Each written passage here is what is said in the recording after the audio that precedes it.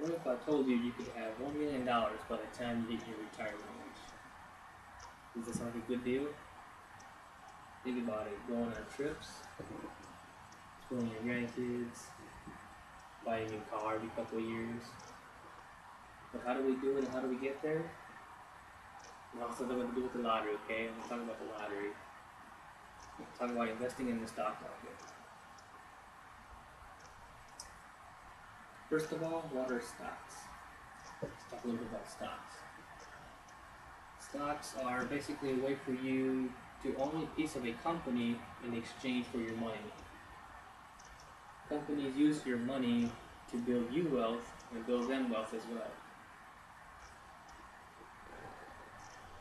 They use these funds to improve their market share, to fund new companies they might be trying out, such as they might be building a new office in a different state and they need more revenue to do that.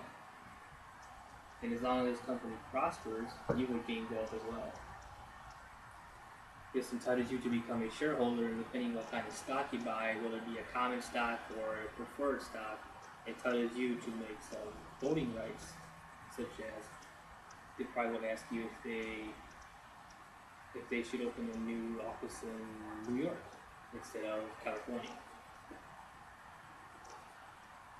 Although some stocks, most of us prefer to build equity through the stocks, some of us also prefer to build equity through dividends. What are dividends? Dividends are a form of cash payment given to you by the company for X amount of shares you have. For example, if you own 40 shares of company X and they're paying you 10 cents per share, you're basically made $4, whether that would be on a monthly, semi-annually, or annual basis, depending on the company. They set their own rules. But how do we buy stocks? How do we get them? We do this through stockbrokers. Essentially, there's two different types of stockbrokers. One of them is an online discount broker. They are termed discount because they offer the lowest amount of fees, and they only charge on a per trade transaction. Whether that would be if you buy shares or sell them, they would charge you per transaction. One thing to stockbrokers or the online stockbrokers is that they don't offer any guidance. You have to do your own research. If you don't mind doing your own homework, this will be the option for you. On the other hand, for those of us who want a hands-off approach when it comes to this, we would generally go with what's called a full-service broker. They do all the work for you. They do the research. They guide you, depending on your personal goals. They get to know you on a personal level. They would ask you questions such as what's your income, what your investment goals are, how much are you willing to risk, things like that. Now that we know what stockbrokers are and what stocks are, how do we use this to plan for our retirement and build that $1 million account? There's a couple different accounts to help you when it comes to retirement. If you are employed by a company, you might have heard of a 401k. The 401k basically is offered to you by your employer, and you make your monthly contributions, and they may or may not match your contribution. That's a pretty good, huh? If you basically contribute $300 a month, they would actually match $300.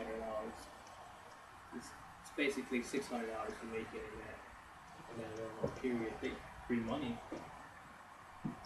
If your employer doesn't offer you this account, don't get stressed out. There's some that are called IRAs, individual retirement accounts.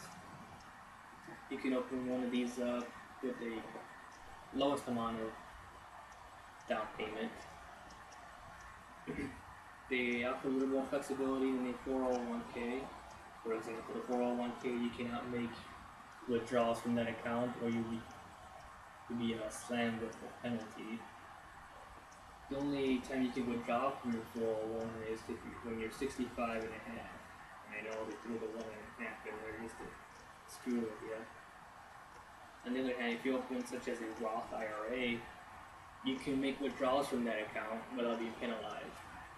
But you cannot make the withdrawals from your dividends.